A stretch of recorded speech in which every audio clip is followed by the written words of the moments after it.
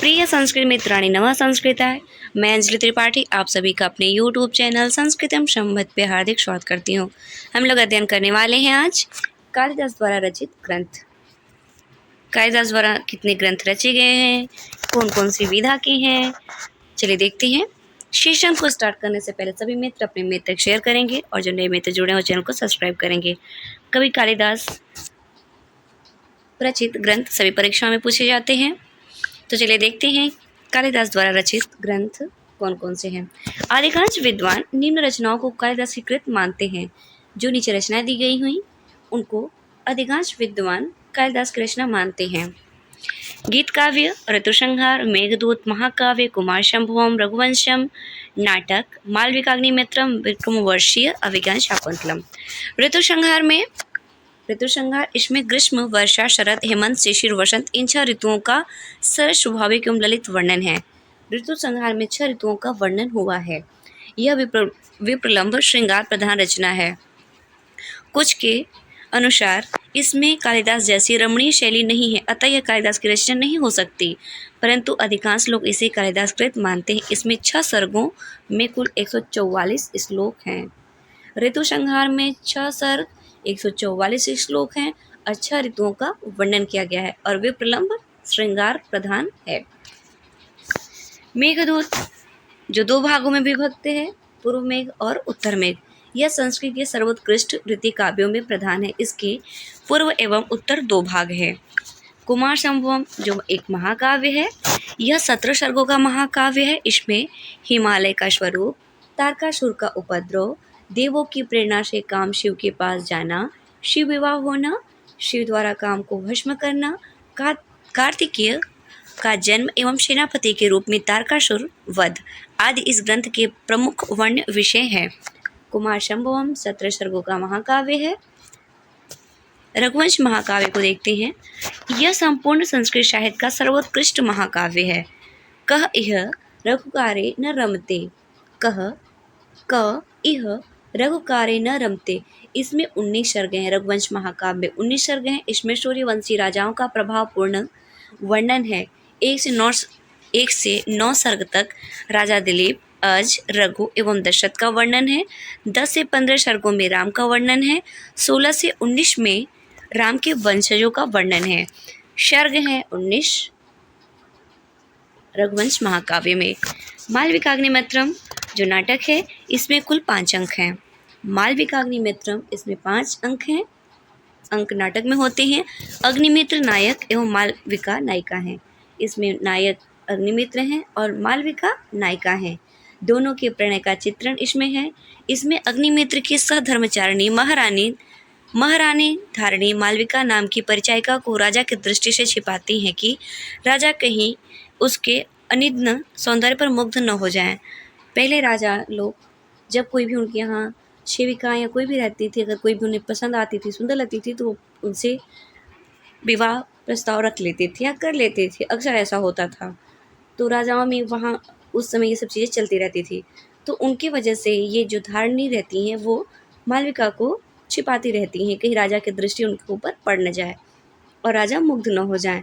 परंतु जब गणदास की मालविका संगीत परीक्षा देने आती हैं तो राजा अग्निमित्र और उसमें प्रेम हो जाता है, परंतु महारानी दोनों के मिलन को विफल करती हैं। अंत में मालविका जब विदर्भ के राजा माधव सेन की पुत्री के रूप में विदित होती हैं तो महारानी धारिणी अग्निमित्र महाराज का विवाह मालविका से संपन्न करा देती हैं। विक्रमोर्वशीय 5 अंकों का इस अंक में यह 5 अंकों का नाटक है। इस नाटक में राजा पुररवा एवं अप्सरा उर्वशी की प्रणय कथा है। पुररवा और उर्वशी की प्रणय कथा का वर्णन है। पुररवा कैवी नामक दैत्य से उर्वशी की रक्षा करते हैं। उस समय दोनों परस्पर आकृष्ट होते हैं। यहाँ पे विक्रमोर्वशी में राजा पुररवा ने उर्वशी की रक्षा करी, किससे? कैवी नामक दैत्य से। अभिज्ञान शाकुंतलम में राजा रक्षा करते हैं भ्रमर से शकुंतला की। आकृष्ट दोनों परस्पर आकृष्ट होते हैं। भरत मुनि के शाप से उर्वशी मृत्यु लोक में कुछ समय तक पुररवा के पास रहती हैं, परंतु विद्याधर कुमारी के प्रति पुरवा के निहारने के कारण क्रुद्ध होकर उर्वशी कार्तिकेय के वन में जाने पर लता रूप में परिणत हो जाती है, क्योंकि कार्तिकेय ने आदेश दिया था कि जो स्त्री मेरे वन में प्रवेश करेगी वह लता बन जाएगी। बाद में संगम नियमणि के प्रभाव से उर्वशी पुनः अपने रूप को प्राप्त करती हैं। उर्वशी पुत्र को जन्म देकर चैवन ऋषि के आश्रम में छुपा देती हैं, क्योंकि उर्वशी मृत्युलोक में तभी तक रहती हैं जब तक पुरवा पुत्र को न देख ले। अकस्मात यह रहस्य खुल जाता है, परंतु उर्वशी एवं पुरवा की दुखी होने पर इंद्र उर्वशी को जन्म भर के लिए पुरवा के पास रहने की अनुमति प्रदान कर देते हैं। अभिज्ञान शाकुंतलम यह नाटक संस्कृत साहित्य का ही नहीं अपितु संपूर्ण विश्व साहित्य का समुज्ज्वल रत्न है। प्रस्तुत नाटक 7 अंकों का नाटक है। इसमें चंद्रवंशी राजा दुष्यंत एवं मेनका नामक अप्सरा की पुत्री शकुंतला दोनों की प्रणय कथा है। यह शकुंतला अप्सरा मेनका तथा ऋषि विश्वामित्र दोनों के संयोग से उत्पन्न होती हैं। उनका नाम रहता है शकुंतला तथा कण्व ऋषि के आश्रम में रहती हैं। कण्व की पालिता पुत्री है शकुंतला। जब दुष्यंत आखेट के लिए जाते हैं तो वे कण्व आश्रम में शकुंतला को देखकर प्रथम दर्शन में ही उस पर आसक्त हो जाते हैं। वे दोनों प्रणय सूत्र में बंध कर गांधर्व विवाह कर लेते हैं। शकुंतला भविष्य में माता बनने के योग्य होती हैं। दुष्यंत अपने नाम से अंकित अंगूठी शकुंतला को देते हैं और कहते हैं कि इस अंगूठी में जितने अक्षर हैं उतने ही दिनों में कोई व्यक्ति आकर तुमको मेरे पास ले जाएगा। परंतु दुष्यंत विषयक चिंतन में निमग्न होने का शकुंतला अतिथि रूप में उपस्थित दुर्वासा ऋषि को जान न सकी। इस पर क्रुद्ध दुर्वासा ने शकुंतला को अभिशाप दिया, तू जिसका चिंतन कर रही है वह तुम्हें भूल जाएगा। शकुंतला की दोनों सखियां अनुसूया एवं प्रेमवदा अधिक अनुनय करने पर दुर्वासा ने कहा, जब दोनों सखियों में प्रेमवदा जाती है दुर्वासा ऋषि को मनाने के लिए, तो कहते हैं कि दुष्यंत द्वारा प्रदत्त अंगूठी, वो कहते हैं कोई भी आभरण जो उनके पहचान की हो दिखाने पर वह दिखा देगी तो राजा उनको पहचान लेंगे और मेरा अभिशाप दूर हो जाएगा। तो राजा ने शकुंतला को अंगूठी ही दे रखा था। शकुंतला की दोनों सखियां रहती है प्रेमवदा और अनुसूया।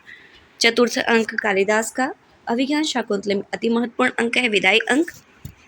जब शकुंतला को काश्यप ऋषि गर्भवती जानते हैं तो वे उसे दुष्यंत के पास भेजते हैं। वो कण्व ऋषि दुष्यंत के पास भेजते हैं। उस समय दुष्यंत शकुंतला को पहचानने से इनकार करता है। इस पर शकुंतला अधीर हो उठती हैं, क्योंकि मार्ग में आते समय सोम तीर्थ के जल में शकुंतला की अंगुली से दुष्यंत की अंगूठी गिर चुकी है, अतः पहचान के लिए उसके पास कुछ नहीं रहता। दुष्यंत द्वारा अपमानित हुई शकुंतला को उसकी माता मेनका उठा ले जाती हैं। जब धीवरों के माध्यम से खोई अंगूठी राजा दुष्यंत को मिलती है तो उस पर अंकित अपना नाम देखकर राजा को सारी घटनाएं याद आ जाती हैं और वह अत्यंत विवल हो जाता है। जब इंद्र की सहायता करके दुष्यंत लौटते हैं तो मार्ग में अपनी पत्नी शकुंतला एवं पुत्र दोनों से उनका समागम होता है। कालिदास की इन प्रसिद्ध 7 रचनाओं के अतिरिक्त कुछ और ग्रंथ हैं जो कालिदास कृत नहीं है, जैसे कालीस्रोत, गंगाष्टकम, ज्योतिवृद्धाभरण, राक्षस का विश्रोतबोध। ऐसा प्रतीत होता है कि कालिदास के नाम से प्रभावित होकर कुछ अन्य कवियों ने भी अपना नाम कालिदास रख लिया हो। राजशेखर 10वीं शती ने 3 कालिदासों का संकेत किया है। ये रहे कालिदास द्वारा रचित ग्रंथ और उनके भूमिकाएं। मिलते हैं अगले सेशन में, तब तक के लिए धन्यवाद मित्रों। नमः संस्कृताय।